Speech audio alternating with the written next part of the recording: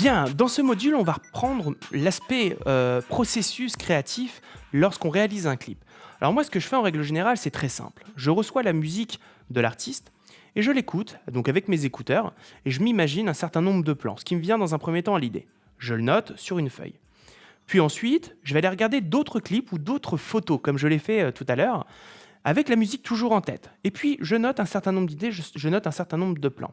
Comme je vous l'ai dit, ensuite, je vais déterminer un hook par rapport à le son, l'image, ce qui est dit, ou alors le style de musique que je ressens, les émotions que je ressens.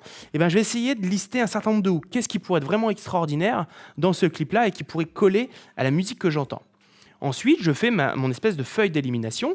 J'ai l'ensemble de mes idées sur un bout de papier ou alors un ensemble de screens, c'est-à-dire un imprim écran des différents clips que j'ai vus, des clips que je n'ai pas du tout réalisés, des clips d'autres personnes, des images, des choses comme ça.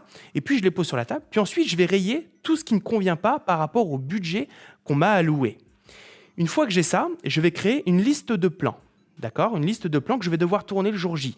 Et je vais essayer de les organiser de telle manière. Je vais organiser mes plans que je vais faire dans la scène numéro 1, mes plans que je vais faire dans la scène numéro 2, en mettant par exemple prise de derrière de la femme qui regarde château et faire travelling avant-arrière. D'accord, je vais marquer ça. De cette manière, quand j'arrive le jour du tournage, j'ai un certain nombre de listes de plans que je vais essayer de faire le plus précisément par rapport à ma feuille possible.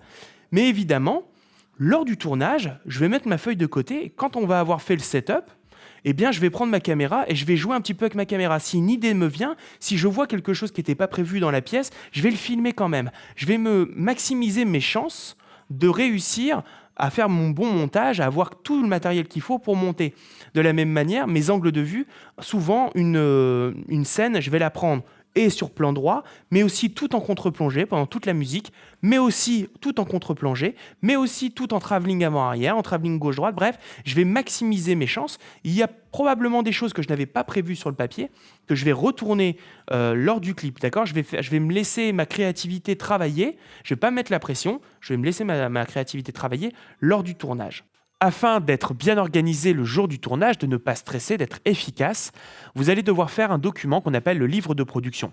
Le livre de production, c'est un document dans lequel on va mettre un certain nombre d'informations pour être sûr de ne rien avoir oublié et d'être bien organisé le jour du tournage. Donc, je vous conseille d'aller directement télécharger ce document sur videoclipmakers.fr/document-2-production sur lequel vous allez pouvoir le télécharger un template. Ouvrez le document livre de production, allez directement à la checklist et vous allez voir l'ensemble des documents que vous devriez avoir remplis avant même de tourner. Les informations sur le projet, l'équipe de production, le lieu de tournage, les intervenants, liste du matériel, les textes de la musique, les contrats, le calendrier de tournage, la liste des plans et le storyboard si vous avez désiré faire un storyboard. Au niveau du document sur les informations sur projet, tout simplement vous mettez des généralités sur le projet comme le titre, l'artiste, vous remplissez les cases et vous mettez les dates clés, date début de tournage, date de fin de tournage.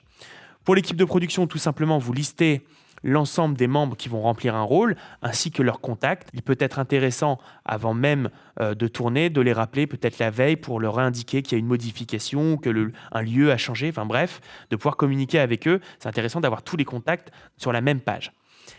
Évidemment, les lieux de tournage, les adresses, toutes les informations qui peuvent être reliées au lieu de tournage et surtout un contact, le loueur ou le bailleur, le contact qu'il faut avoir pour récupérer les clés, par exemple, le jour du tournage. Les intervenants, liste des intervenants ainsi que leurs contacts. Liste du matériel, ça c'est une page qui est très importante parce qu'il faut être sûr de ne rien avoir oublié de préparer, notamment tout ce qui est énergie, évidemment vos caméras, bref, la liste du matériel pour être sûr de ne rien avoir oublié. Et une fois que vous avez créé ça, donc vous, pour des petits projets, vous allez probablement le prendre pour vous, ce document, mais dans des plus gros projets, vous allez remettre ce document à votre premier assistant, le premier assistant réalisateur, qui lui va s'occuper de checker que tout est préparé pour passer une bonne journée de tournage.